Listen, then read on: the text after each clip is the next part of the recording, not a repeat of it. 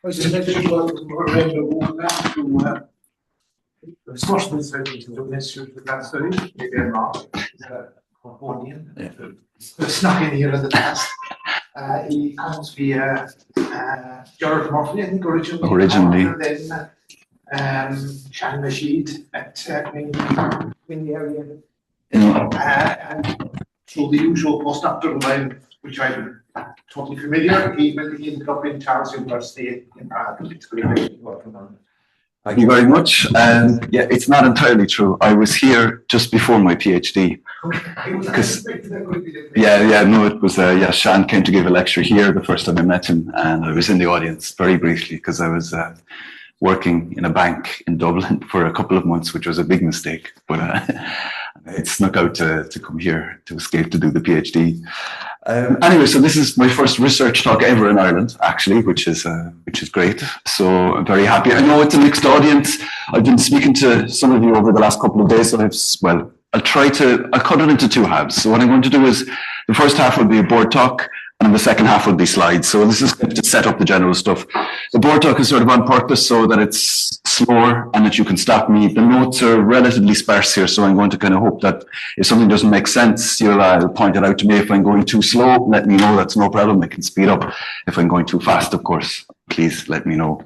It may be that I don't ever even get to the slides, which is also not a problem. The world won't stop turning if I don't. So let me start off very basic. H be a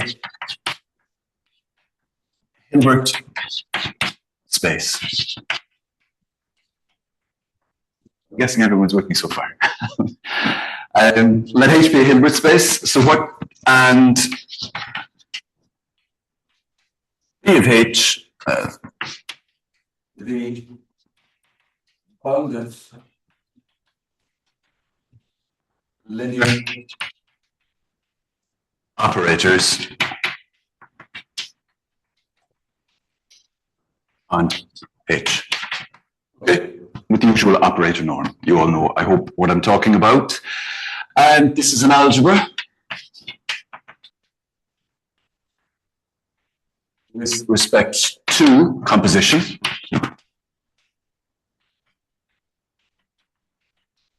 I have two linear operators, two bounded linear operators in a Hilbert space. I can compose them, and then I get another bounded linear operator. And this, together with the obvious additive structure, and this gives the thing the structure of an algebra. In addition to that, it is a normed algebra.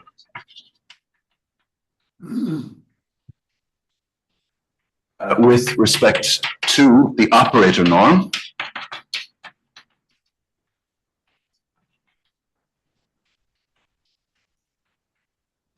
And in fact, with respect to this, it's complete, so it gives us, and the norm is submultiplicative, so it gives us what's called a Banach algebra. And finally, we want to see that it's a star algebra. So this is an operation that it's an anti-multiplicative map that's going to be conjugate linear over the complex numbers. And that is, of course, with respect to taking adjoints. Now, let's move over here. That first definition, we saw these on Tuesday, but I'm going to define it again anyway. Let me define here. A C-star algebra is a normed, is a norm-closed star subalgebra of B of H. Okay. This is the concrete definition. There's an abstract definition in terms of some axioms, but let's keep everything very concrete. Okay, so you've got some star subalgebra. It's going to be closed under the star operation, and it's norm-closed inside in B of H, and that's what a C-star algebra is, and that's going to be sort of the basic setup for what I will talk about. Again, we saw these on Tuesday. Tony was speaking. So what's an example of one of these? A very important example. So let X be a compact. We can do this for locally compact, but everything is simpler if we do it for compactness, and simplicity is what we're aiming for. Compact Hausdorff space.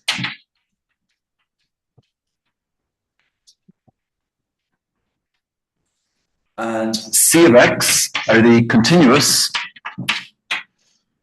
functions from X to the complex numbers. Okay. What we want to do to produce from this is C-star algebras, we want to produce a Hilbert space somewhere. So how do we produce a Hilbert space from this?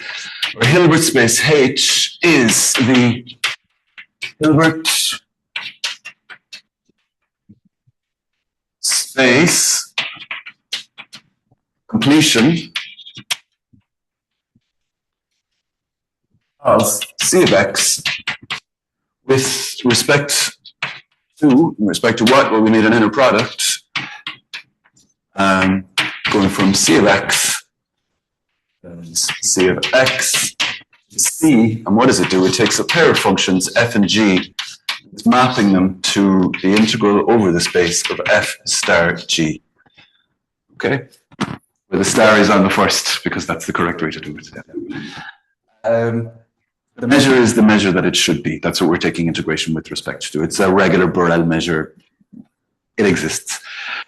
Okay, you can do this, of course, with respect to any measure, but once you've chosen the correct measure on this, what will it give you? It will give you a representation, a faithful representation. That means the representation has no kernel.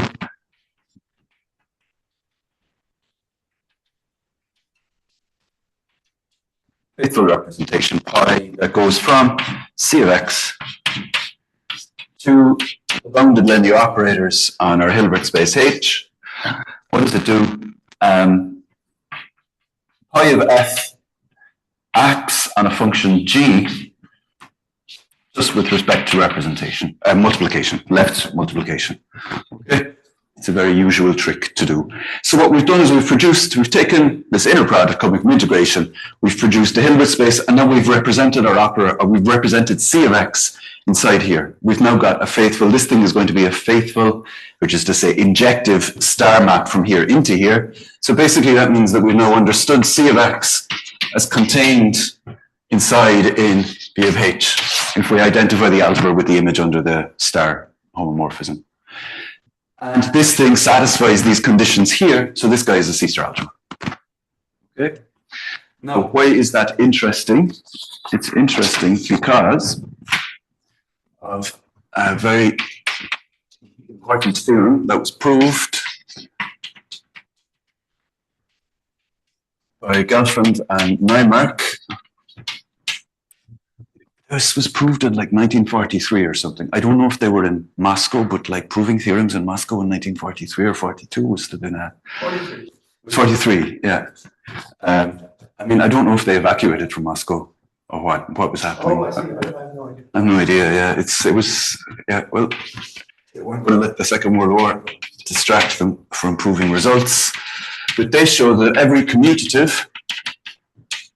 So this guy here is of course, is commutative. Because what's the algebra structure on this is just going to be the pointwise one. So what am I saying? I multiply two things, f and g, p. So p is something that lives inside an x, is by definition f of p times g of p. Okay? So this thing here is taking place inside in complex numbers. The complex numbers are commutative, therefore the algebra product is commutative.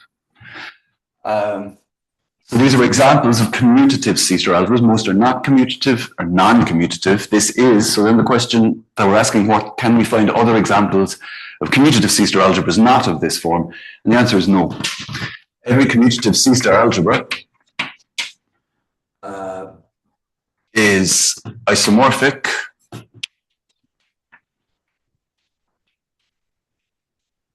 to C of X. Every commutative unit of every commutative unit is isomorphic to C of X for some compact Hausdorff space. Okay. So you basically what this result does is it's taken. I'm not going to tell you how to construct this because it would take too much of a diversion, but it tells you that you've taken the theory of compact Hausdorff spaces and you've shown that it's equivalent to the theory of commutative C-star algebras, commutative unital C-star algebras. Again, if I remove compact here, it works, except the algebra is no longer unital. Although in that case, it's a little funnier to say what the functions are. You need to put in a vanishing and infinity condition, so we'll avoid these technicalities. So, with that, let's draw a picture. So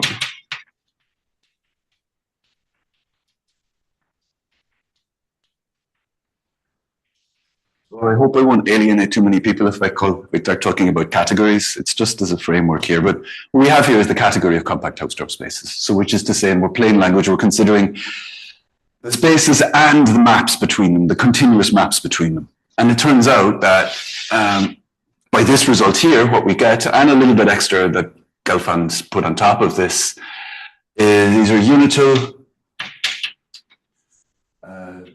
commutative C-star algebras.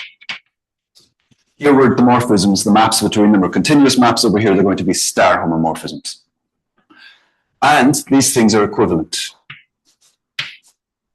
Except they're not, because there's a duality. Everything is contravariant. So if I put an op up here, it makes it go away. To all intents and purposes, if you want to study compact Hausdorff spaces, you have any question you want about them, you could equivalently bring it across here, turn it into a question here and solve it, and vice versa. There are two equivalent ways of looking at the same things. However, there's no reason to consider just commutative algebras. What we could do is we could generalize up to the larger category of unital.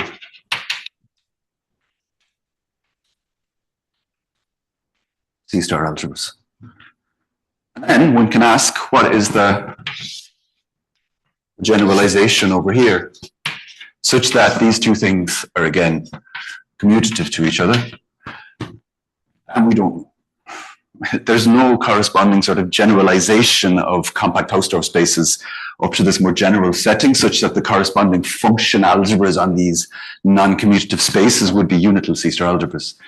But you kind of don't let that stop you, and you investigate unital C-star algebras as if there was some underlying non-commutative space. So hopefully as physicists you see the analogy here with quantum mechanics. If you start off with a phase space and you have the functions on the phase space, these things are commutative, and quantum mechanics replaces them by a non-commutative algebra. And this is the motivation here, to use this concrete mathematical result justify sort of looking at these things as if they were the function spaces on some non-commutative space. So quantum mechanics quantizes phase space. This is kind of like a quantization of space, and that there is some physical motivation behind this. With the idea that one of the reasons we can't unify gravity in quantum mechanics is because our underlying notion of what space should be is incorrect. And the idea here is that this generalization of space that would more properly describe our reality should be described in terms of these non-commutative unital C-star algebras. And then hopefully at some point we gain intuition for what the actual space itself is. Okay? But more concretely, we look at these things as if we try to treat these things as if they were the function algebra, if they were C of X for some mysterious space. That is the idea of non-commutative geometry.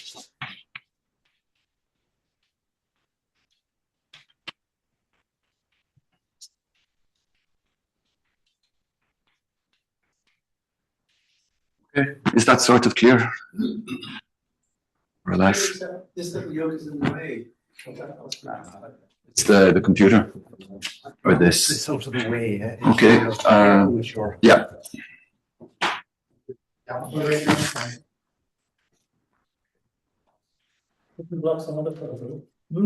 doesn't stop some other people. Over here, it's not necessary. No. So what does it mean concrete? We want to examine these things as if they were the function algebra on some space.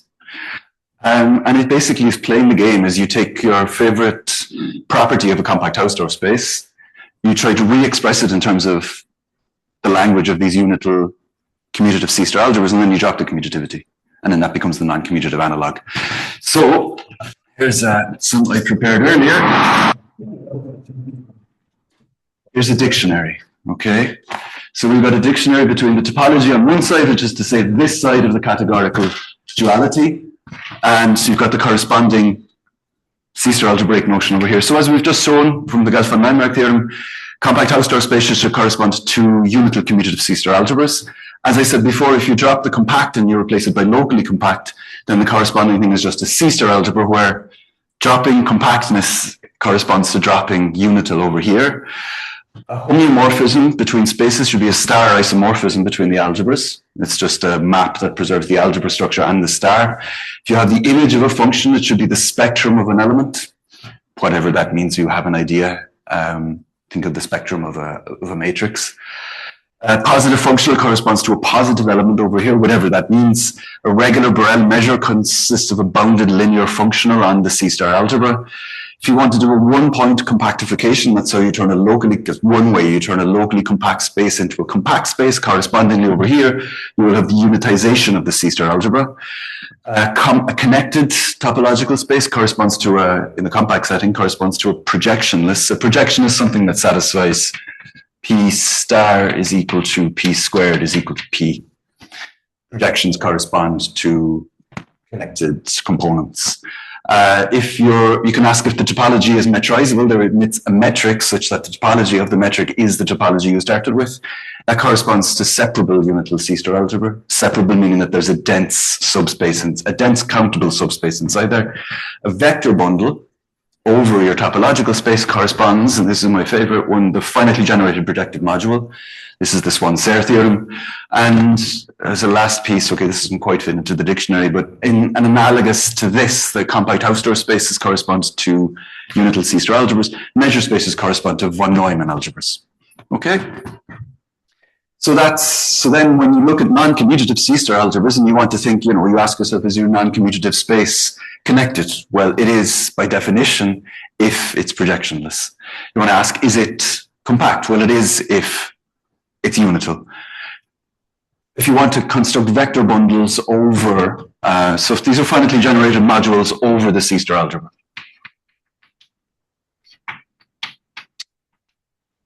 The dictionary here is you're going to take your vector bundle and you look at the sections of the vector bundle, and that's a module over the algebra originally.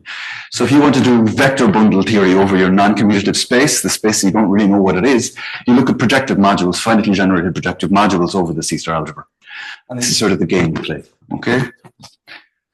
Now, that's looking at properties of the topology. That's doing topology. Non-commutative topology. So, but we can do a lot more than just topology. We can put extra structures on top of our topological space. So one example, so let me move this a little bit. No, sorry, it's the wrong way. Yeah, it's fine. I see what's going on.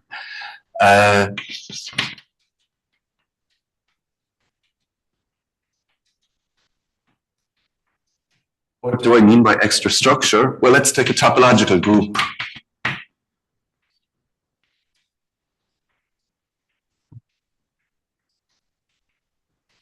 Okay, so what is that? That's just going to be the structure of a group on your compact Hausdorff space, such that multiplication is continuous with respect to the product topology, and taking inverses is continuous. Okay, and it turns out that topological group structure on X corresponds to what's called a compact quantum.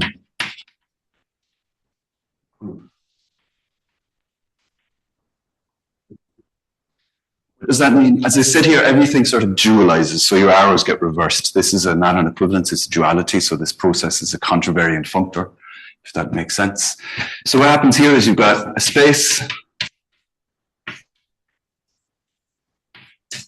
and a multiplication, okay? That's x, m, x to x. What happens is that dualizes to something, so this is multiplication.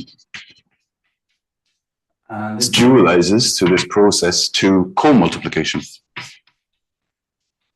This is where things can start to hurt your head a little bit.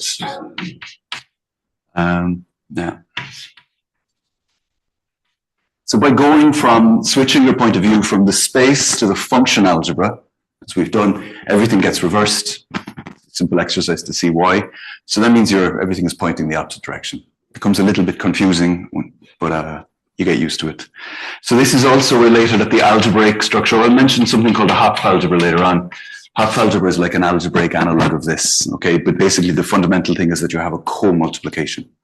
And this equivalence here, so I'm not going to give you the axioms of this thing, but you've got associativity here because it's a group. You're going to have a co-associativity over here.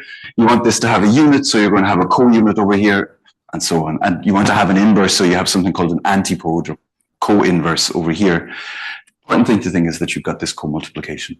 If you want to be careful, you know that this is not just the algebraic tensor product, it's a completion and it's the minimal completion. If that makes sense to you, great. If it doesn't, ignore it. Okay, so we've got these C-star algebras together with this extra co-multiplication. You've got this abstract setup. This was proved by Voronowicz in Warsaw in late 80s, early 90s. Kind of visionary work. Excellent mathematician.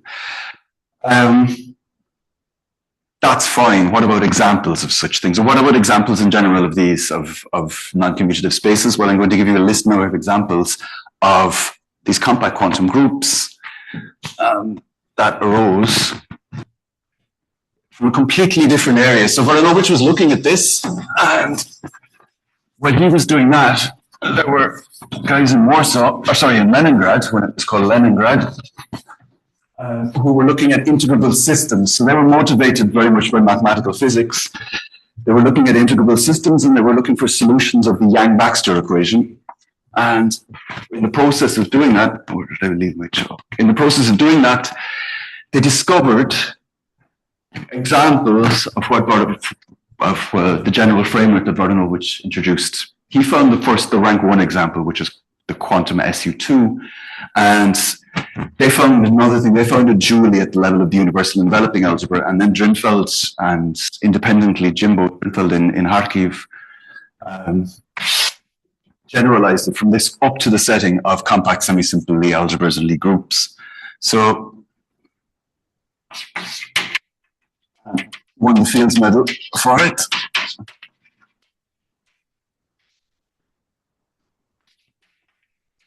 So let G be a connected, simply connected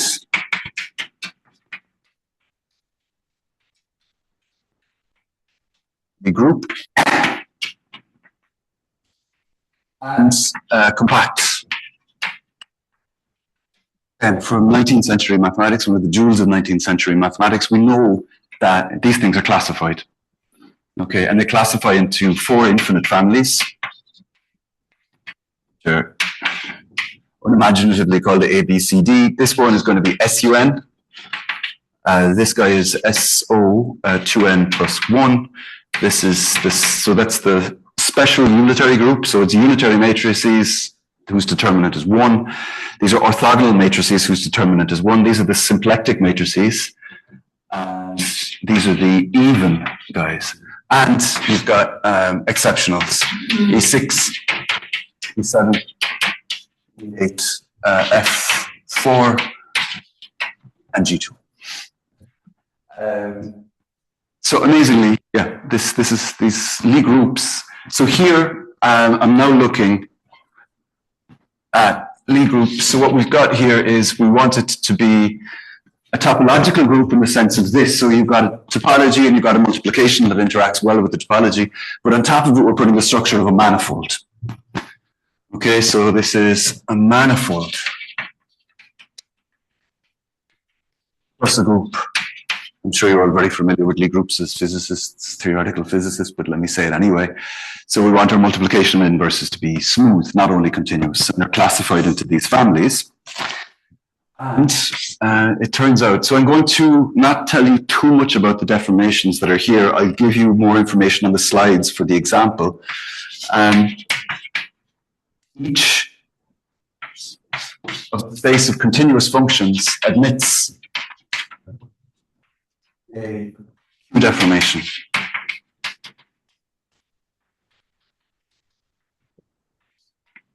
CQ of G. And when q deformation, I mean, you kind of understand what I mean. For q equal to 1, this is the same thing as the continuous functions. So they found this one parameter family deformation here. So obviously very analogous to what's happening in quantum mechanics, where h bar goes to 0, you're going to get back classical mechanics. Here it's when q goes to 1, you're going to get back the continuous functions. You've got this deformation of the multiplication.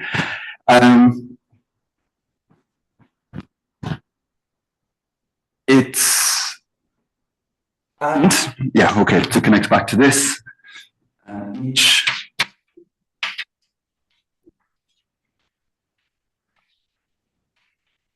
G is a compact quantum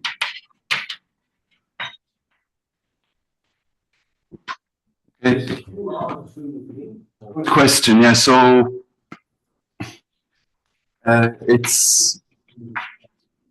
but really for this talk, I'm just going to be thinking about positive real numbers. Okay, because the complex world behaves somewhat differently. What really behaves differently is the root of unity case. So if you're a root of unity, then the representation theory of these things is quite different. But in fact, the representation theory, when it's not a root of unity, is completely analogous.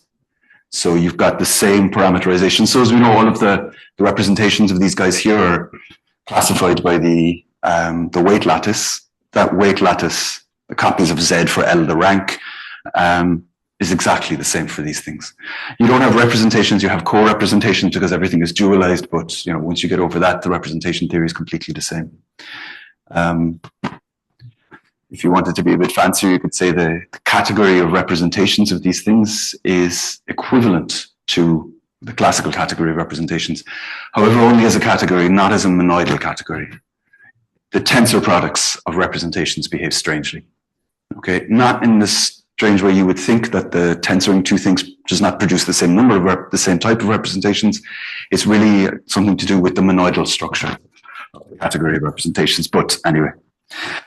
Okay, so I'm going to ask you to accept this for the moment. I'm not going to give you more details on what these things are, but they arose from trying to find solutions of the Yang-Baxter equation in mathematical physics, but since then they've turned out to have applications in many different areas. So besides in integrable systems where they started, they've been discovered to be very, very useful for constructing manifold invariants, for understanding knot theory, for applications in von Neumann algebras, actually, for representation theory, like the work of Lustig and canonical bases and so on and so on. So they were something that were discovered kind of by accident.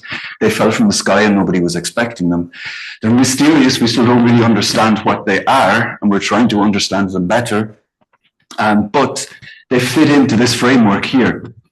Of that this abstract framework that Brodinovich produced. He did produce the example himself of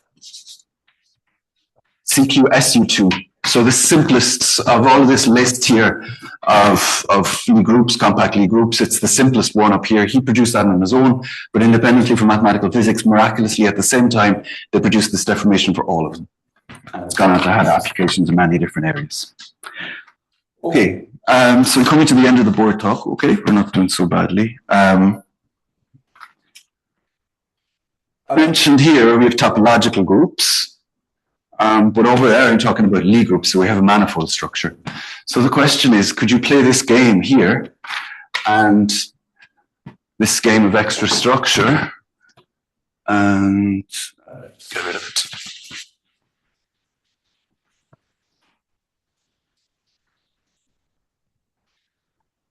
Where we look at a compact manifold. So we're taking the structure, we're taking a compact Hausdorff space, and we're putting the structure of a manifold. We're putting charts, an atlas on top of this thing. And then we wonder, does that correspond to some extra structure here? Just in the same way that if we put a group structure, it corresponded to this co-multiplication, a compact quantum group structure over here. And that's unsurprisingly a significantly more difficult task because the definition of a manifold is extremely complicated. But Alain Connes, another Fields medalist, produced something called a spectral triple.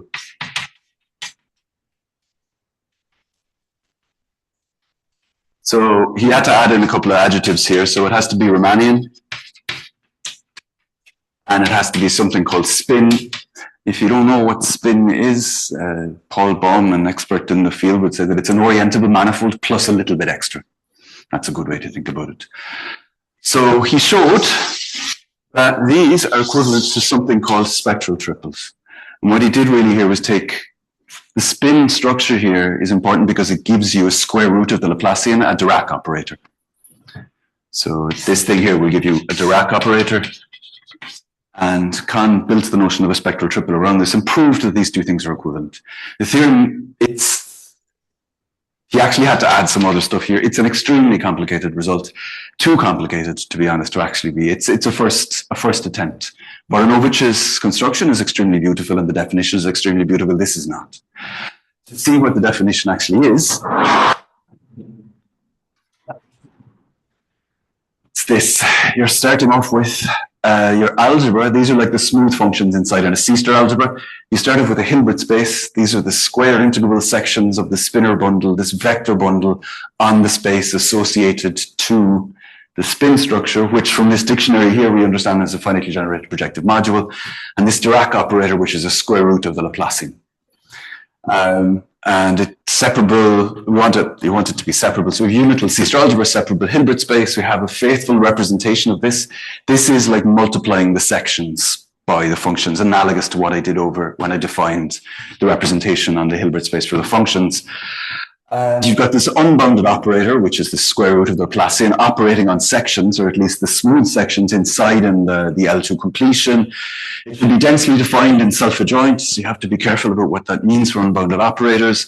You want this technical condition here, you want bounded commutators, and you want this compact resolvent condition. In practice, I guess in the examples I'm going to talk about, these guys are fairly easy to do. It's this guy is the tough one. And for this, to show this, you need to calculate the spectrum, the point spectrum, the eigenvalues of the Dirac operator itself. So it really boils down to if you produce this unbounded operator as some sort of a square root of the Laplacian, can you compute the spectrum, compute the eigenvalues, and show that they go off to infinity? The Dirac operator is the square root of the So is there what's the potential for this? It's a Riemannian metric on the manifolds, a Riemannian metric. It's possible. Positive definite, absolutely. It's Riemannian. Yeah, there is people have developed an analogous Lorentzian version, but I'm not going to talk about that. Well, it's not really. I mean, okay, we're using the Dirac operator in a loose sense. Euclidean Dirac. Euclidean Dirac operator, yeah, absolutely. It's the square root of the Euclidean Laplacian. But just, you did mention the Minkowski case, yeah. Which for physicists is important. Of course, yes, of course. So how much progress has been made? I don't want to distract you. No, it's fine. It didn't, how many papers? I would say maybe 5% of the papers on these, I don't know, it was a very rough estimate, would be on the Lorentzian case. It didn't take off, I guess. It didn't attract as much attention. I mean, it should for physical reasons, but it just didn't. But there are obstacles. I mean, you won't have, the bottom line here is that's not going to happen. I'm not an expert on it at all. I'm not an expert, and I couldn't tell you. I've attended a couple of talks, and I don't remember. You possibly could. I don't know. I genuinely don't know. People have looked at it, but to make any comment on the state of the art, I'm not in a position. No. The Lorentzian case. Just tell me about the Lorentzian case. I just want to know how much progress has really been made in it, but it is not an expert. Yeah, I don't. In this direction, in the non-commutative spectral triple approach. I don't think they work. There have been some papers. I know Nicholas Franco is the guy I'm thinking of, but he did this when he was a postdoc, and then he left. And did people really continue? Not that much has been done. Maybe it's because of the points that you raised that it's difficult. It's definitely difficult. I definitely don't know. But for this case, the Riemannian one, this just means usually the point spectrum is going to be countable. It just means that these things are going to go to infinity, the eigenvalues, and this will be important later on. Okay, but now the question is, what are examples? This is not, sorry, the one that I behold. This definition is not pretty. Theorem itself, linking them, is not so pretty. And what it really needs is more examples. There's one simple example that they always work on, which is a non-commutative torus. But of course, these things are q-deformations of Lie groups, so they're q-deformations of manifolds. They fit into the compact quantum group picture. What about actually putting these spectral triple structures on these things? And that's a very difficult question. And that's kind of what I do, or try to do. And putting it on these guys themselves is very difficult. And it turns out that if you look instead at homogeneous spaces of these, quantum homogeneous spaces of these, then things become much easier. So that's sort of the general background. And what I'm going to do now is I'll switch to the slides. And hopefully it should make some sense. Things will start getting a little bit faster now. Okay, so I've given you this in more detail on the board, but let's just recall again. We've got this philosophy of non-commutative geometry, compact Hausdorff spaces, compact Lie groups on one, and compact Riemannian manifolds on one side. So we've got this, exactly the dictionary that I was explaining before, the dictionary that's still here. Okay, and this thing is a duality of categories. Then we generalize to the non-commutative setting, and we get compact quantum groups, or at the algebraic level, Hopf algebras as they're known. On the other side, compact Riemannian spin manifolds we had there, and spectral triples. Okay. Let me go through this. This is just kind of repeating what we had before. Lie groups are examples of manifolds, are some of the nicest manifolds we know. So what about the non-commutative geometry of quantum groups? How do we construct spectral triples on these things in general? And as I said, it's a difficult question. One approach for constructing these Dirac operators is a very bare hands approach.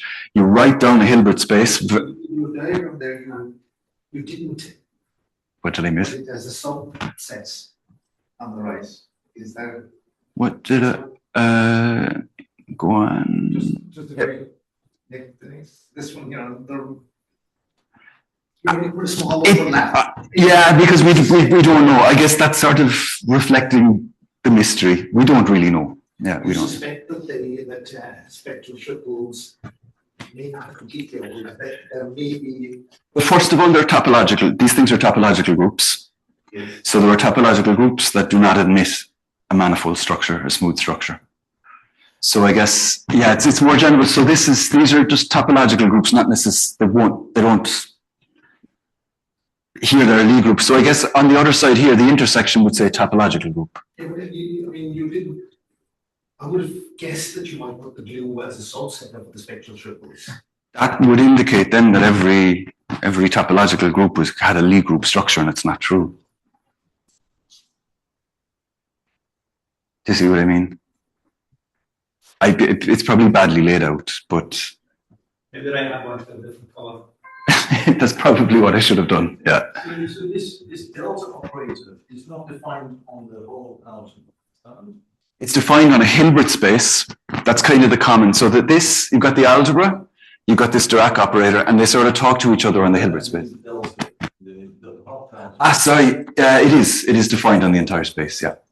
But you're saying this. Maybe ignore it. So don't worry. Put a spectral triple on all of these compact. I mean, I get there's a formal result that says that you can, but you shouldn't, because not every topological group admits a smooth structure. Well, there's nothing smooth necessary in the spectral triples. The idea, well, these should give you non-commutative manifolds. The idea is that these things are manifolds. I mean, in Kant's point of view, you wouldn't have expected them to be. They're just non-commutative spaces. They're non-commutative spaces, but they should be non-commutative smooth spaces. This is like a different.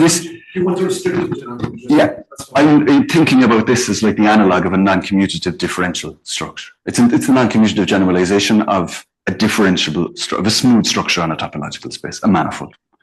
That's what I'm thinking about, and that's why I have the intersection, basically. All right, one is this very bare hands approach. You take an example, people write down the Hilbert space, they write down an explicit basis, they say how this operates on the explicit basis, they've got an explicit representation, and it's, as you would imagine, I mean, it's fine as a first attempt to construct examples of these things from these quantum groups but it's not very elegant, and it's not so nice. A different idea, a different approach is to generalize the relevant geometric structures take the classical geometric constructor, take all the things that differential geometers have learned over the years and try to generalize those instead of try to make something that looks closer to classical differential geometry and then land us inside to this. And then hopefully as well, by constructing examples for all of these guys here, that would give you a better idea on how to write this down in a nicer way and give a nicer version of the equivalence. We need more examples, basically, because this is based on a small handful of examples that are kind of easy non-commutative, easy deformations. Okay, so try to build some. Let me go back. So.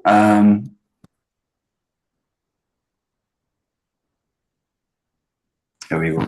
I didn't tell you much about the definition of these things, but here is what happens. So you have this Q, and you want this generator here to be a unitary matrix. When Q is not equal to 1, you see that you get back the algebra of functions on quantum SU2. So it's generated as a star algebra by this alpha and gamma. And if you want to see what those relations are explicitly, it means basically that the alphas and the gammas and their stars, they will q-commute except in one situation where you get an extra term. Okay, most of them q-commute, except for one of them, hopefully I get this correct, it's like gamma alpha is going to be equal to alpha gamma minus q inverse of gamma star alpha star. And for all of the rest of them, they just q-commute. And you see when q goes to 1, this term here disappears. And this is sort of reflective of the structure of the deformations that we have here. And moreover, the connection to the Yang-Baxter equation, the solution of the Yang-Baxter equation necessitates this extra term that you have here. Okay, so that gives us a little bit of an idea of what the simplest example of these deformations is. So the finite dimensional representation theory is the same as in the classical case. I was saying that before. It admits the structure of a compact quantum group in the sense of Voronov, as I said before. In fact, that extends to all of these examples. It has a dense Hopf algebra, which is dual to the quantized enveloping algebra. If that makes sense to you, good. If it doesn't, don't worry about it. Naturally arises in integrable systems, special function theory, knot theory, manifold invariance, representation theory, categorification, von Neumann. It was something that was discovered sort of by accident, but it's turned out to have connections to huge other areas of mathematics. And it can be realized as a graph C-star algebra, if that makes sense to you. So whenever you have a graph, a directed graph, there's a system for producing a C-star algebra from this. There's a generators and relations presentation.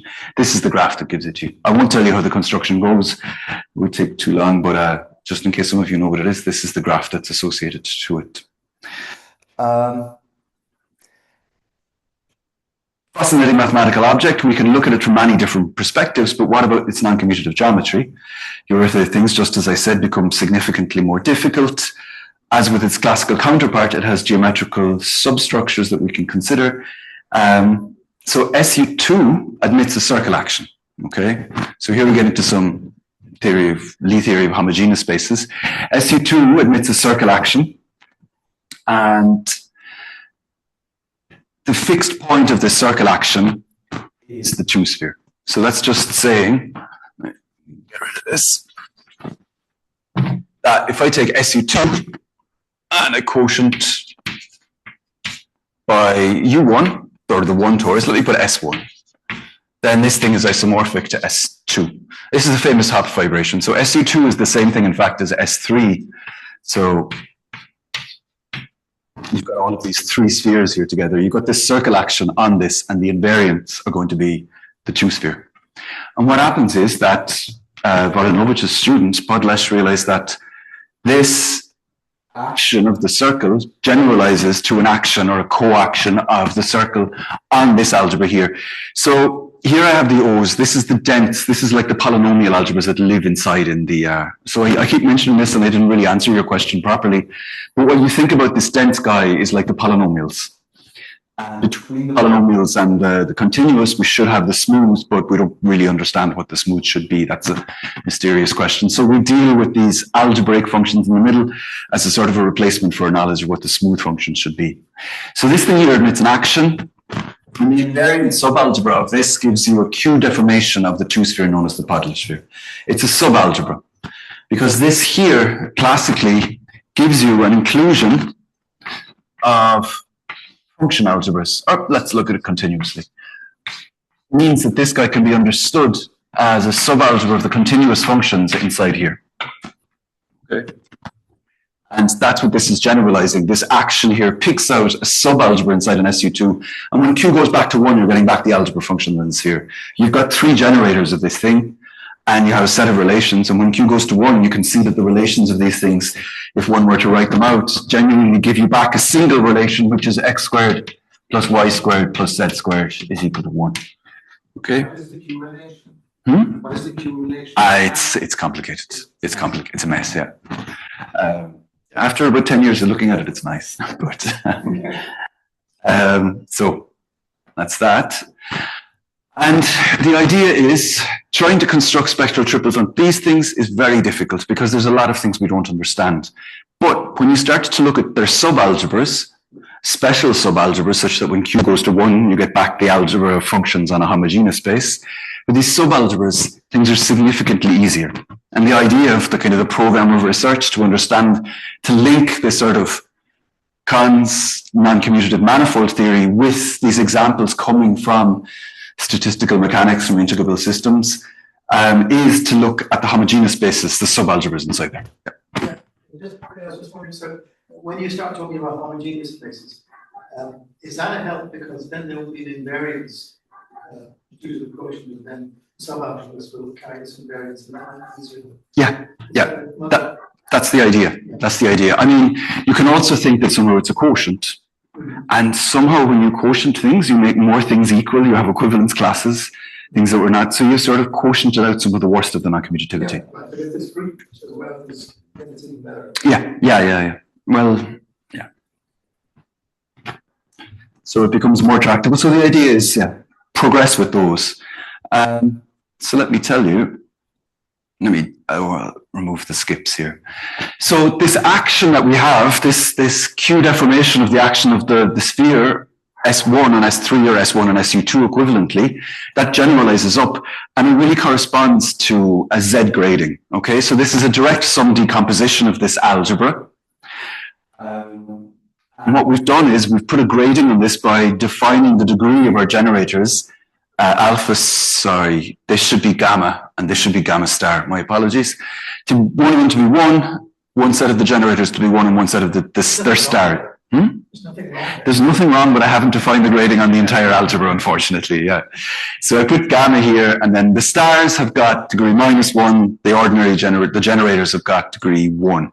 And that gives you, so then the things inside here, EK, are going to be those spanned by the monomials, such that when you add up the degrees of all of the generators, you're going to get K. And it turns out that in the Q goes to 1, these things are modules over the degree 0 part, because when you multiply, this algebra grading that I have means that EK, EL is contained, it's actually equal to EK plus L.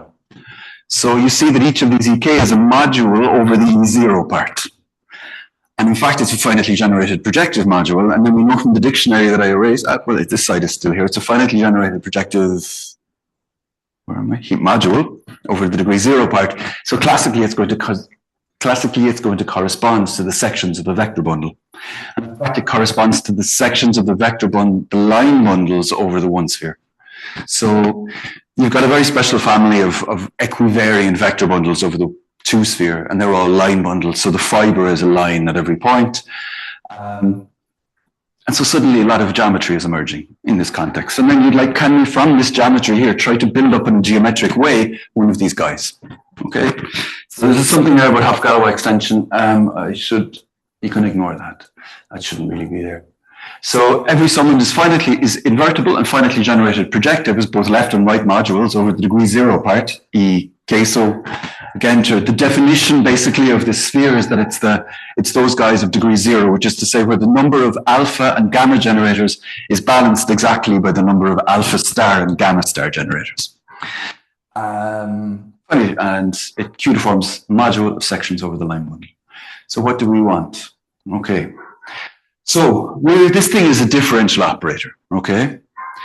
So we want to try to construct a differential some q-deformed differential operator from these things operating on vector bundles.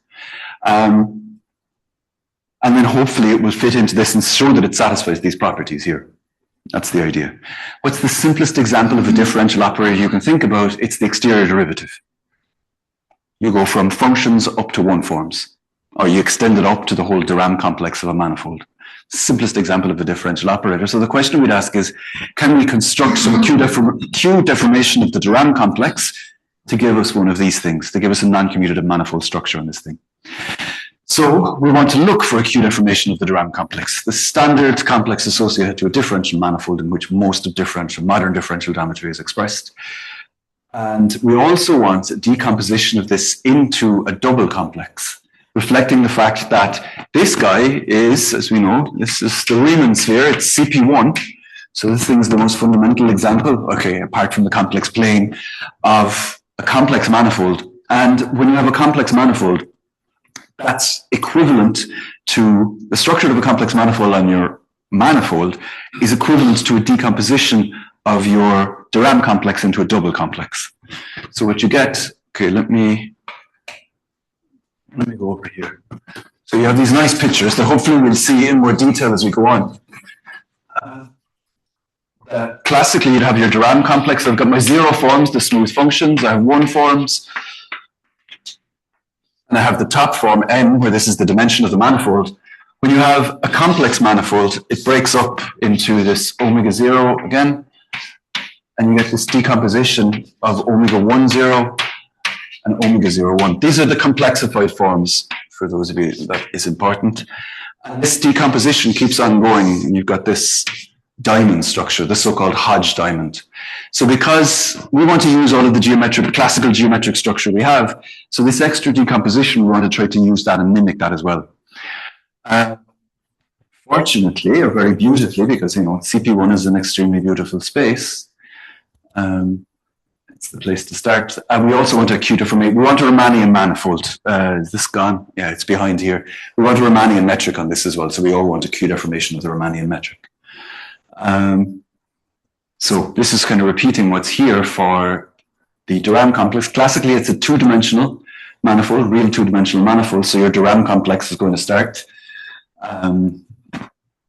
You know, we prefer, so one could ask, why are you looking at 1 forms? Why don't you look at the tangent bundle vector fields, which are maybe somehow more natural? Somehow, I guess, in differential non-commutative geometry, the 1 forms have really taken the starring role as opposed to the vector fields, which is something that needs to be addressed, which we're trying to think about. But okay, for historical reasons more than anything, we really focus on the 1 forms as opposed to focusing on the vector fields and multi-vector fields.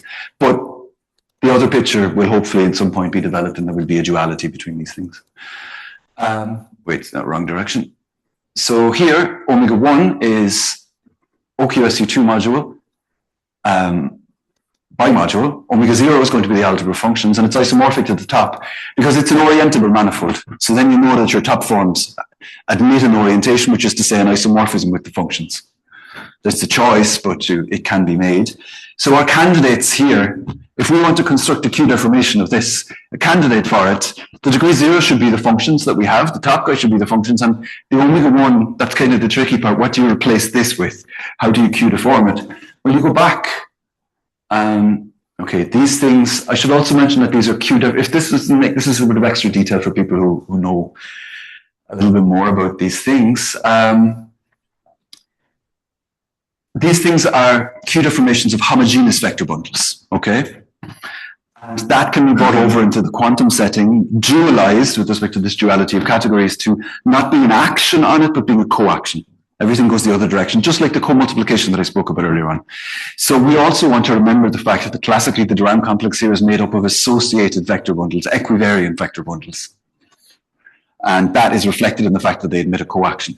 So you're not telling us what rho Q stands for, that's some generalization? It's the dense Hopf algebra. It's a dense algebra inside in the continuous. It's the dense bit. So it's like this. If you take SU2, think about what are the polynomial functions on this. They're the ones that are generated by the how would I write it? If I have a matrix here, A, B, C, D, and then I consider a function, let's say alpha hat or A hat, that is going to give me back by definition the first coordinate. It's a function on SU2.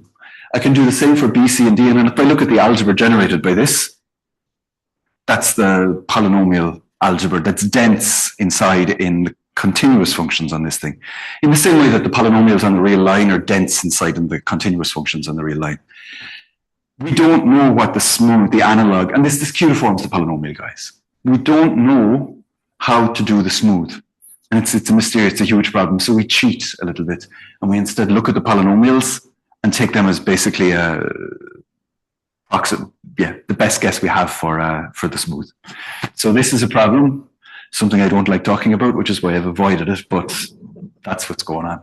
There should be some algebra between this guy, the polynomials, and the continuous that is a q-deformation of the smooth, but this is a difficult question as well. Somehow the hope is that by going through this, we need some sort of fresh topology on this thing that we will complete with respect to, but we don't really understand it. There's nothing missing between the polynomials. No, there are none. I mean, in the same way that if you're on like the real line, you have polynomials, smooth, and then you've got the continuous. Like exponentials or something. Yeah. Sine functions, cos functions, all of these kind of things are what we're missing, unfortunately. But, you know, the hope, I mean, there were various approaches to using this Dirac operator here to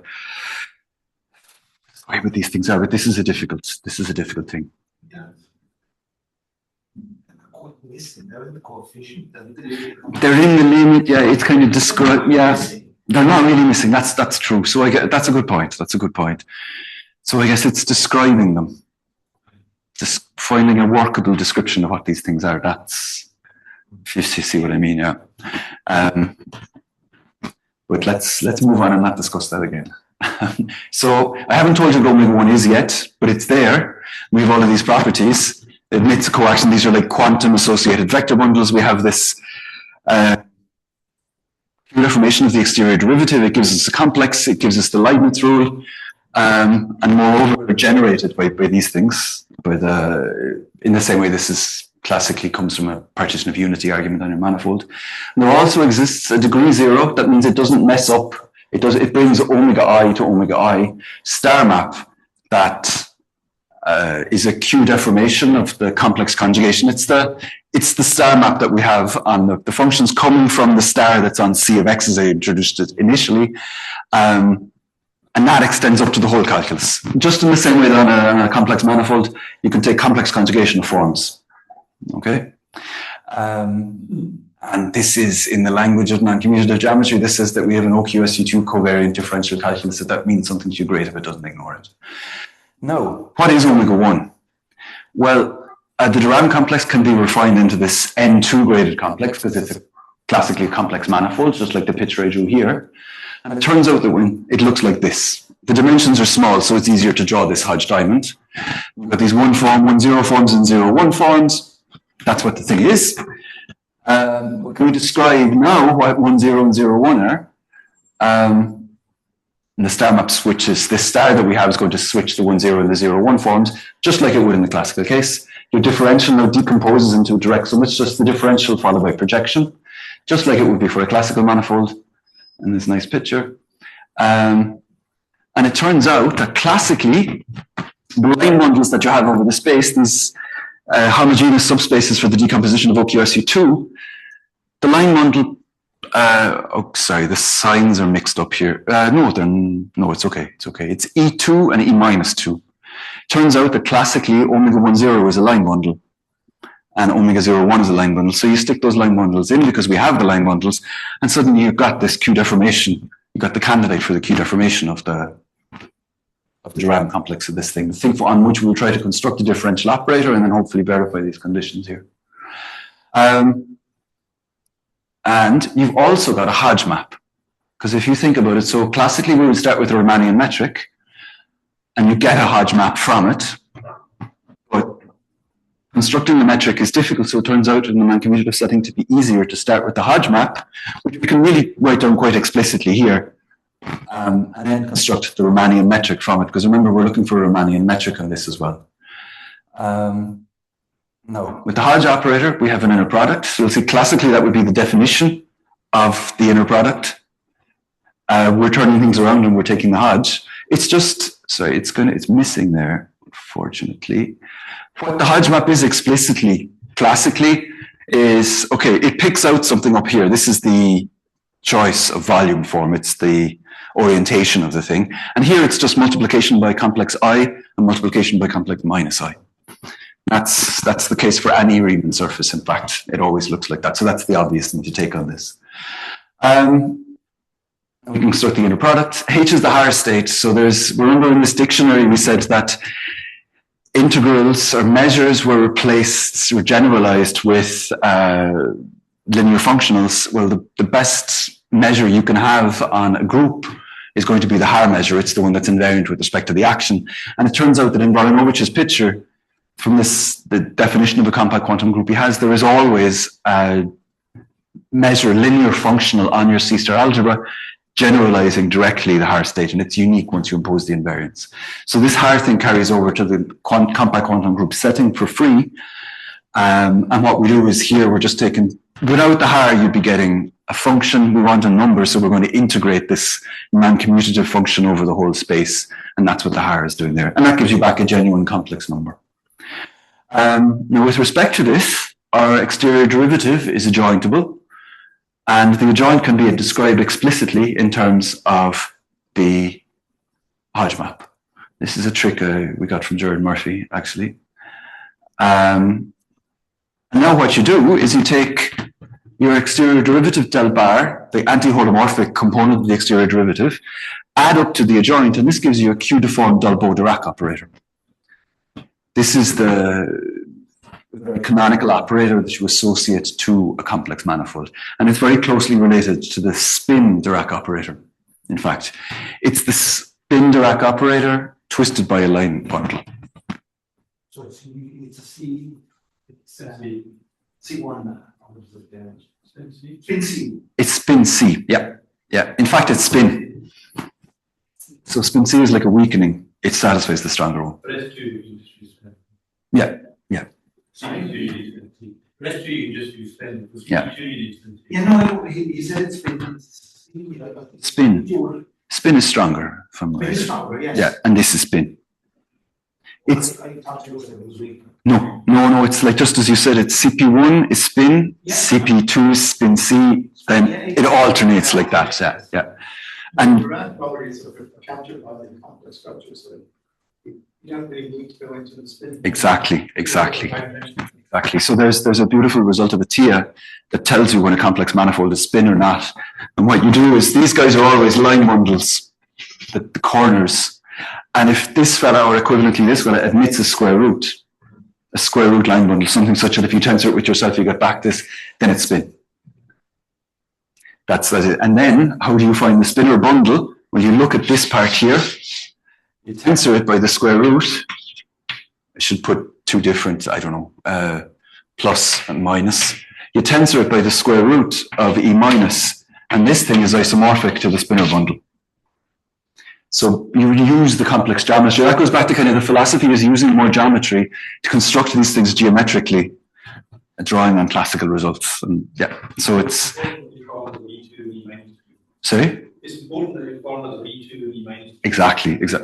Yeah, and that's exactly, you can see then that it's spin in the, I mean, as you guys probably know very well, you can see that it's spin if the corner guy is even. And it's even for CP odd, and it's odd for CP even. Yeah.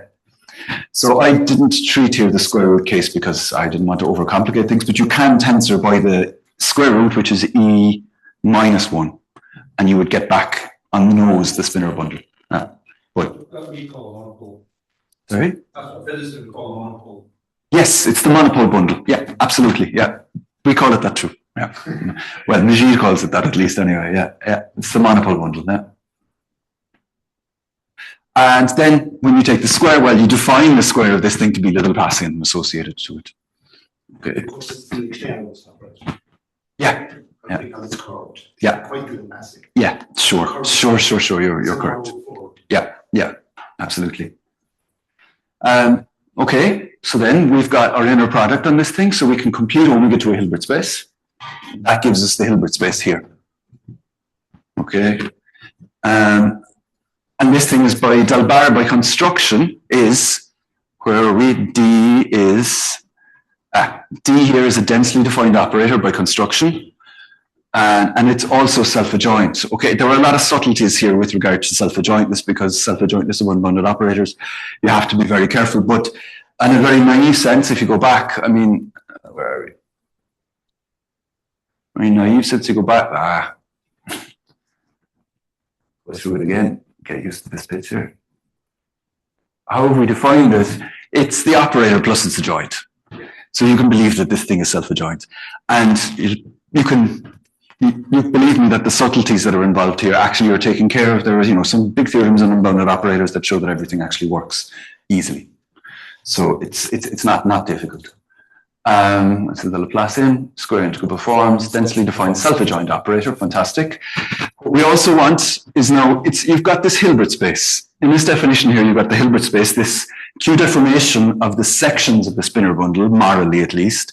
And then the algebra of functions, which should be smooth, but in our case is polynomial, and this non-commutative operator, they interact with each other on this thing here. This guy is defined on the Hilbert space to start with, so that's okay. How do you get this guy to interact with D that's defined on here? You have a representation, and that's what this is. You want to map from your algebra into the bounded linear operators on the Hilbert space. How do we do that? We multiply. Just the same trick that we had when we were defining the completion of C of X before. Standard trick, you turn a function into an operator by multiplying. And because it's multiplication, because of the way that things are set up, this multiplication is automatically bounded. So we're inside here. And it's faithful as well. You have to do a little bit. That's to do with the module property of the line bundles itself, but it is a faithful representation. There's no kernel. And this guy is a bounded operator. This is easy to see because, okay, I haven't written that here, but it turns out that this commutator really is just multiplication by del bar B. It turns out to be this. That's just a simple application of the Leibniz rule. A simple application of the Leibniz rule tells you that this thing is just a multiplication operator, and these multiplication operators are bounded for more or less the same reason that the multiplication of the functions are bounded. There's also, this technical condition is also satisfied quite easily, the boundedness. Well, no, you have to take a theorem of Adam Rennie and Bram Mesland to do this, but there's machinery there to tell you that this thing is satisfied as well. So let me get some colored chalk. We've got our algebra to start with. This is the thing we're trying to construct. This is this q-deformation of the sphere. That's taken care of. We've now got our Hilbert space, and we've got our Dirac operator. Unitary star algebra, that's there from the start. This Hilbert space is separable. I think that's hopefully clear from the construction. We've got this faithful representation, that's taken care of. Densely defined operator is the operator. Yes, it's densely defined by construction. It's self-adjoint. You can see it's the sum of an operator and its adjoint. We've got this thing here. There is a result that takes care of this, and it's easy. And the boundedness is, it's just a multiplication operator, and multiplication operators are bounded. So the only thing that we're missing is this guy. That's the hard one. That's the tricky one. And what it amounts to is we don't really, there is big machinery in the classical sense to show that this is true without calculating the spectrum, but we don't have that machinery yet. You could probably calculate the spectrum. That's exactly where we're going. So we want to use this equivalent formulation. You take this means that remember this inverse exists because the operator is self-adjoint. That means the spectrum is real. Something is in the spectrum if and only if this guy is invertible. And by the definition of unbounded operators, invertibility means that it's bounded, in fact. So for this operator to be bounded, for this operator to be a compact operator, which is even smaller, if its inverse is compact, that's the same as the operator itself, the eigenvalue is growing extremely quickly. Okay, kind of think about that. So what we really want, this condition here, is that it should have the properties that one of these elliptic differential operators have in the commutative case, which is to say that its point spectrum, its eigenvalues grow. You also want finite multiplicity for these things. So, finite multiplicity of your eigenvalues, yeah. Are you sure that, the intuition is that should be a compact operator, that's it's not? Well, that's what we're trying to do. Then you'd have a departure from the spectral triple. Yeah, but I mean, honestly, what really happens is most of the time you can construct the operators and you know that they satisfy this condition, but you can't prove it. Although there are some examples where it isn't true. That is. You could decompose it into representations. You're too fast. The star pupil. Yeah, that's exactly what we're going to do. That's exactly what we're going to do. We're going to use the representation theory. We're going to use the action, and we get into spherical harmonics and things like this. Yeah, that's exactly what we do. So we have all the ingredients except for the compact resolvent, as I showed there. Okay, so it's diagonalizable. This is a trick, actually, that I stole from Jared Murphy. It's diagonalizable. That follows from the fact that it's a co-module mapped together with this Peter-Weil decomposition. So it is diagonalizable. This equivalence here assumes that my operator is diagonalizable. Of course, that's not always true, but in our cases it is. And that requires that it's a compact operator, since it's diagonalizable, that is equivalent to the eigenvalues having finite multiplicity and tending to infinity as n tends to infinity, just as I wrote here, repeating again what I had on the board. So let's try to calculate the spectrum. So some representation theory. You see, you guessed everything beforehand. Let's go. Let's put it all down.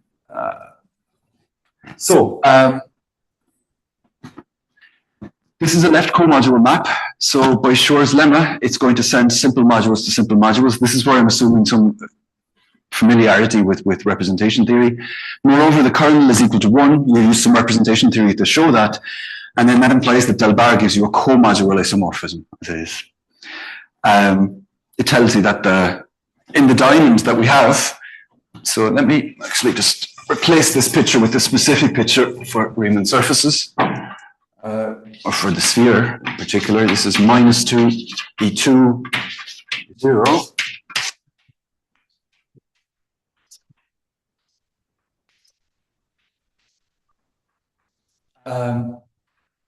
So essentially, you're saying that the irreducible representations are one-dimensional. That's what you're saying. Yeah. Just like for compact groups. Just like for compact groups. Yeah.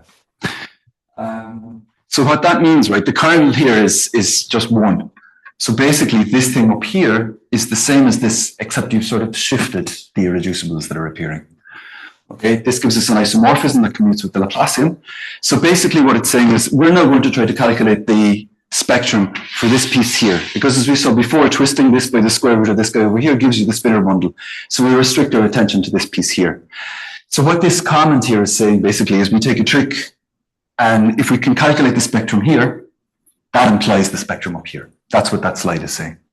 So all we need to do is to calculate the spectrum on this part. Okay, so that cuts our work in half. In fact, if we calculate it on these guys, using the symmetry given by the complex conjugation and the Hodge map, you'll get it automatically for here as well for free. So calculating the spectrum of this thing on the entire thing, or even just on this, is equivalent to calculating the spectrum down here. So that reduces our work. So we only need to calculate the spectrum from 0 to 0, which is good. And we're going to calculate the spectrum of the Laplacian. We're going to calculate the spectrum of the Laplacian because that's easier. And then you just take the square root and that gives you the spectrum of the Dirac. Fair enough. Right. So what does the Laplacian look like? Here's our picture again. Actually, I've written the complex I form of the Hodge map. It looks like this.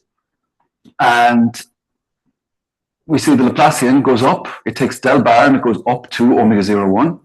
Then you take your Hodge, just multiply by complex I. Then you go up with the del. And then you take the Hodge and you go down again. Okay, that's what the Laplacian is. Because you're on degree 0, we picked degree 0 because it's easy. Because the other part of, you've got two things, you've got del and you've got del bar, the adjoint. The adjoint is going to go down, it's got degree -1. This has got degree 1, the adjoint has got degree -1, so it's killed. So half of the Laplacian is gone. So you've really just got one piece. And that makes your life easier as well. So that tells us that really our Laplacian here is just del dagger, del bar dagger, del. Okay. No. Every eigenspace contains an eigenvector of this form. It's a lowest weight vector. And we can operate on this. So what we are doing now is we're decomposing, we're using the representation theory. We're taking this fella, S2, and we're now going to decompose it into a direct sum of the irreducible representations. It should be in 2n. We've got an action, a co-action of quantum SU2 and on this thing, and we want to so it's a module, a co-module over OQSU2. We want to decompose it into the irreducible representations, which is this vertical harmonics, basically, no? Yeah, exactly. So into these, let me even write that.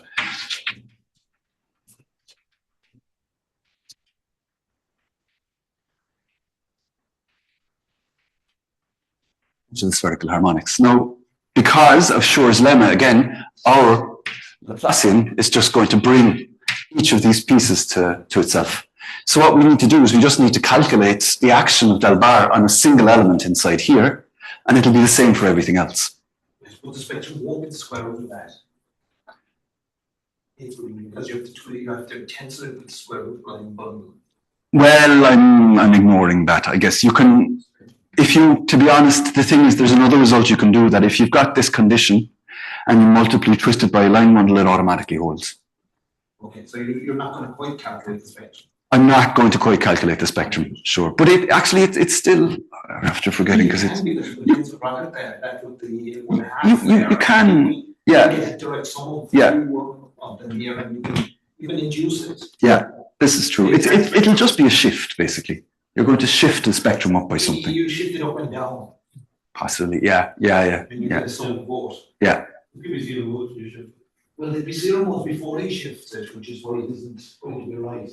In the classic, we have a 0 volt. Yeah. Because the kernel of del bar del bar of 1 is equal to 0 just from the Leibniz rule. No, the thing is that this element here, remember back to the gammas, the alphas and the gammas that we have, we see that this thing is going to have degree k, because these are, I hope the degree is correct, or that maybe I've got a sign error, but in principle it is. And then what we do is we actually take this element, we go through this simple calculation, and you end up getting the spectrum here on this element. I'm using some of the commutation. Where is the q coming from here? Just like the Qs that we had, or I guess have now gone, not this guy, these Qs that are coming into the deformation of the relations, that gives you a deformation of the relation between forms and functions. So classically, I take a one form and I multiply on the left or I multiply on the right by a function, it's the same thing. Here you end up getting a Q deformation. And an application of the Leibniz rule together with this Q deformation, the modular structure, ends up giving you this Q integer, which is, where can I write it? The Q integer is going to be this. It's Q to the K over Q to the minus K over Q minus Q inverse. So these are kind of amazing things. Gauss first discovered them when he was looking at combinatorics. The joke is Gauss knew about quantum mechanics but didn't write it down. Or maybe even somebody said Euler had some knowledge of them as well. And there are these Q deformations. So it's also a geometric sequence. Hopefully I'll get this right. So it's Q to the... They're related to Pochhammer symbols. They're related. So they arise in Q special function theory. So, for example, Pochhammer. So this is Q squared, I think, plus... 2K, I hope I'm right here. So you see this just a secondary school application here. And you see that in that case, it is actually kind of a deformation of the integers.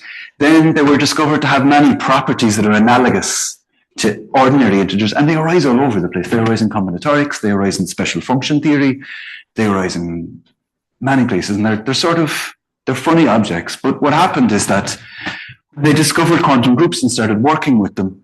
These Q integers started popping up all over the place. So to some extent, I could have, and I have in some talks, said that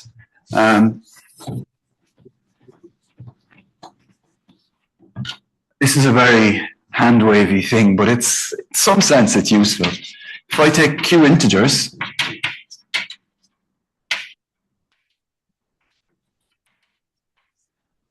and I take the algebra of functions on these things, and I bring them together, I get this q guys. Very rough. It's a fun way of explaining it in one line. But you see, you see this happening here because the q deformation of the relations of the modular of the forms, the spectrum gets q deformed. Unlike what happens in the fuzzy case where it's the spectrum stays the same. Well, okay, there's a limiting process, but here you get this q, and this is very typical behavior of quantum groups. But now we see that each one of these v's, okay, I've written it as v lambda there, it's vk, but you understand it, has one of these eigenvalues. It's distinct for each vk, so we know that we have the finite multiplicity.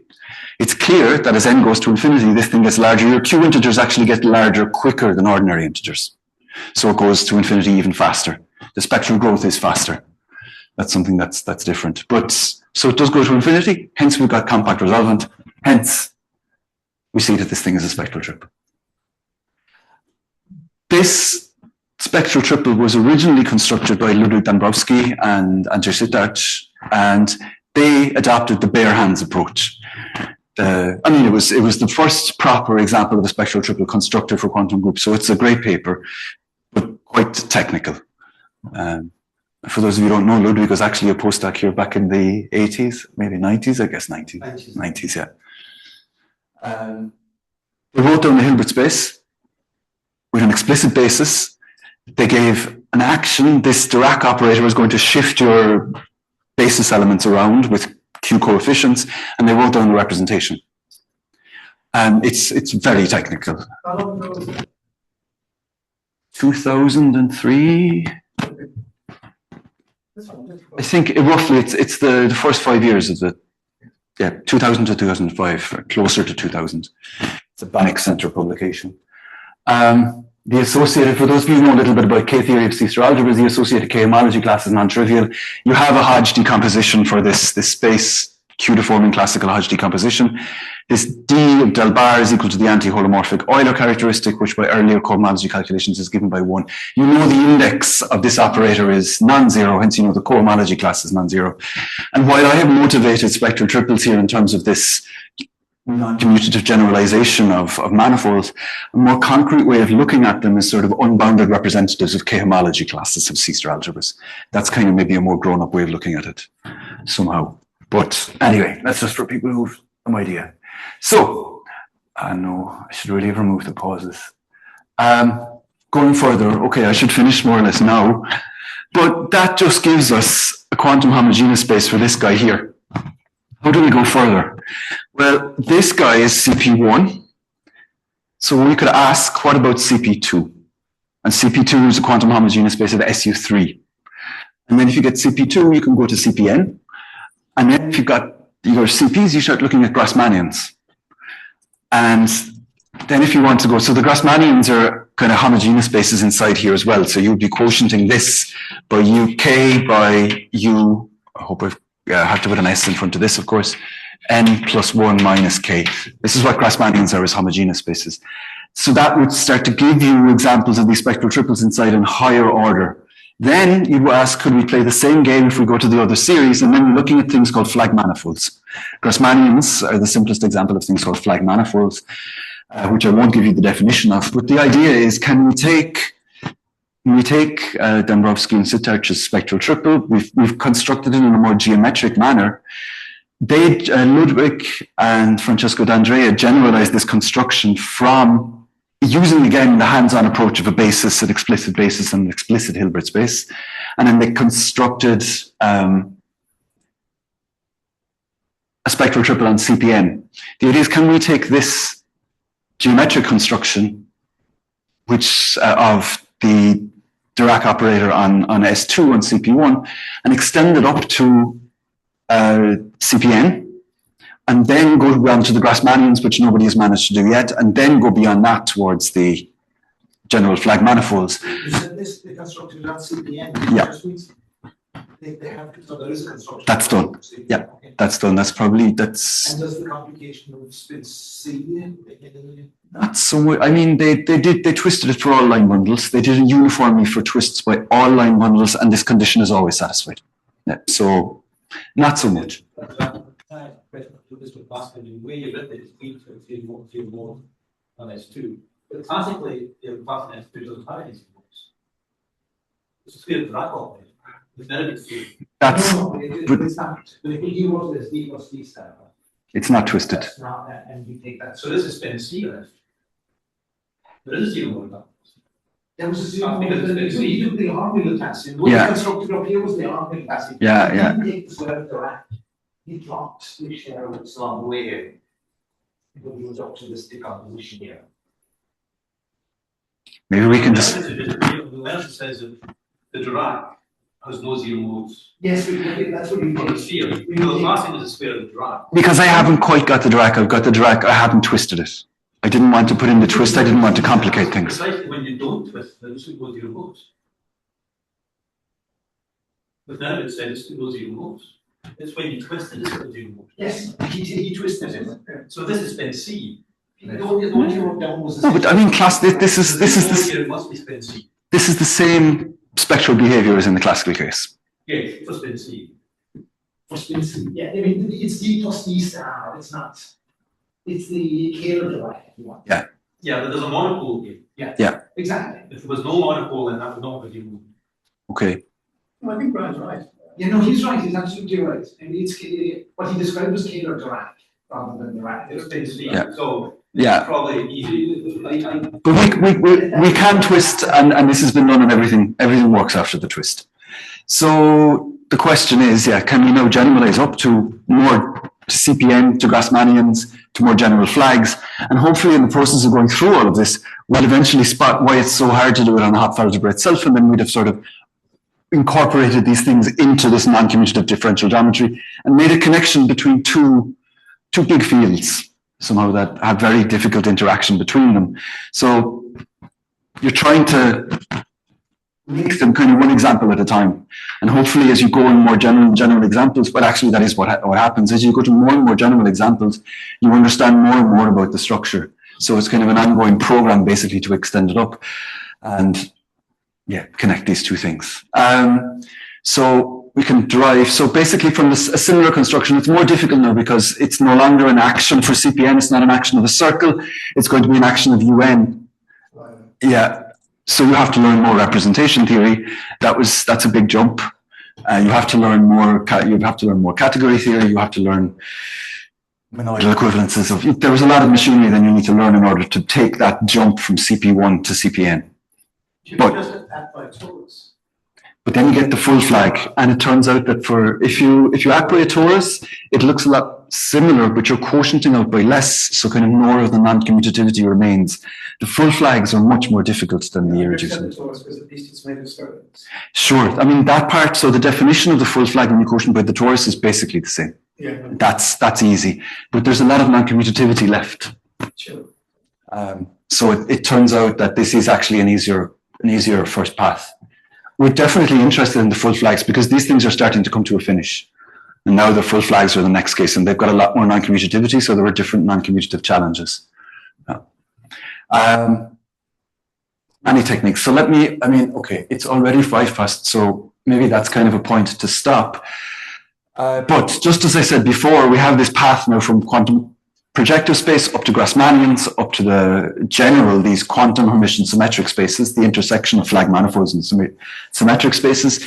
They admit all of these things. The q-deformed Durand complex is understood. It was kind of a foundational paper about 20 years ago by 2 German guys who were just at the end or during or at the end of their PhDs in Leipzig, Istvan Heckenberger and Stefan Kolb. Using a lot of deep representation theory, they were able to construct so we have the underlying space. I guess a lot of what I have spent during my PhD and afterwards is their construction is groundbreaking, but extremely technical. So I've been trying to simplify this somehow over the last period. That's one of the goals that needs to be done. So as I said, we still haven't got the complete geometric picture of this. Oh, no, actually, sorry, we have. We've taken the picture that I had before for Podleś and extended it to here and given a more geometric construction of this thing. There were things that we were cheating in when I was trying to fix. I've given this job to my PhD student. He's working hard on it. But for the Grassmannians, nobody has constructed any spectral triples, and certainly not for any of these. Well, actually, no, for the rank 2 in the B series, this has been done. But, and again, in a very technical way. I can say that because I was an author on it, but so that's the plan. We're trying to extend up, and this is it, and we're hoping going towards the goal. Give me 1 minute. I have some nice pictures that will show you how this thing looks for CP2. Okay, we'll give you some nice pictures, and then we finish. So now, if we look at CP2, this simple diamond generalizes up to this, just like in the classical situation, just like in fact for any two-dimensional complex manifold. It's a double complex, everything works. The Hodge map now becomes a little bit more complicated. Here again, in the corners, it's easy. It's just multiplication with plus and minus I. Here, it's a choice of orientation. These guys here, choosing these correctly are tricky. You use some representation theory and it works out, but that's the difficult part here. If you go up more generally, it works. The Grassmannians, your diamond becomes bigger, and the Hodge looks like this again. Now we know that if we have the Hodge, then we have our metric, then we have the inner product, then we complete to the Hilbert space. Then we basically all of this works. Everything here works except the last guy. So for all of these spaces for these Grassmannians, and more generally for the irreducible, these Hermitian symmetric spaces, we have everything except this last piece. And the task is to calculate the spectrum in the same way. But because these spaces are more complicated, calculating the spectrum is more complicated. And we need to learn more representation theory to throw at it, basically. And we need to try to relate these things to Casimir's. That's where we are. We have a lot of extra structure. You have things like the Kähler identities hold for these spaces, and so on and so on. And it's exploiting this complex geometry together with the representation theory is what we're trying to do in order to solve this. But it's very much work in progress, and I think it's definitely time for me to stop, and I'll thank you for your attention.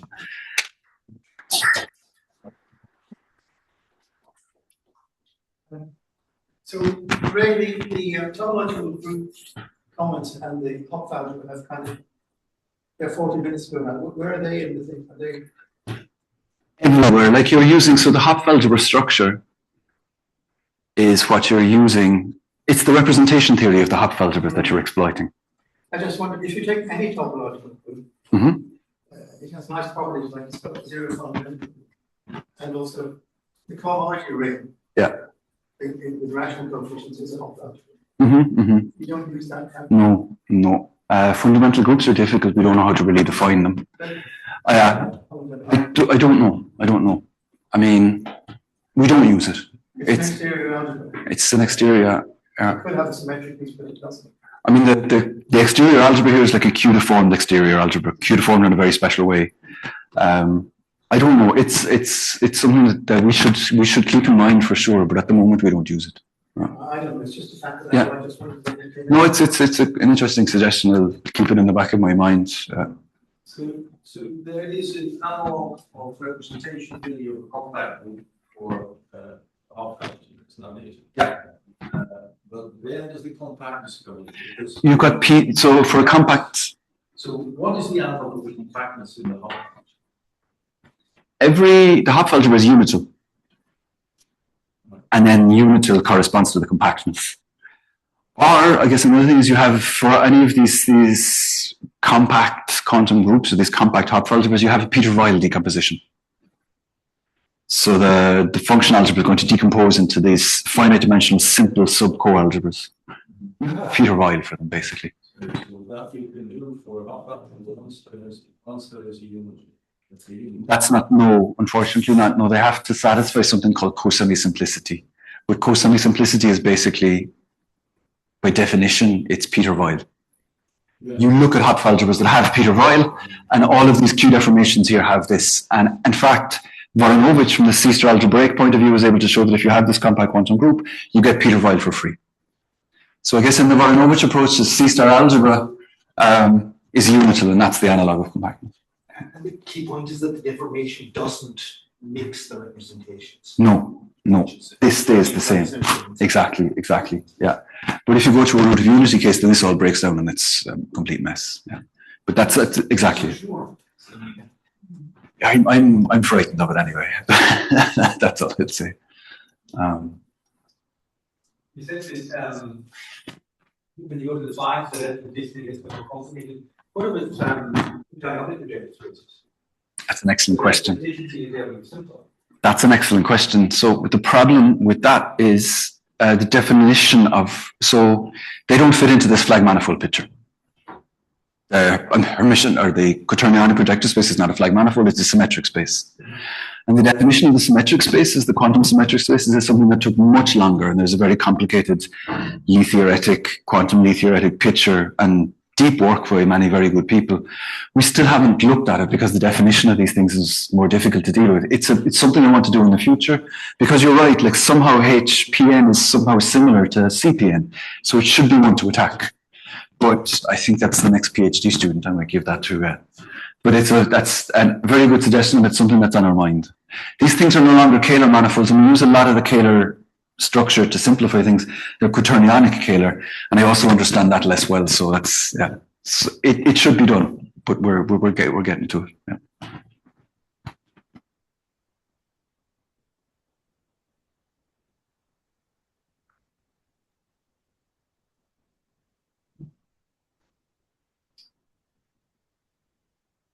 Maybe we should time for it again. Thank you.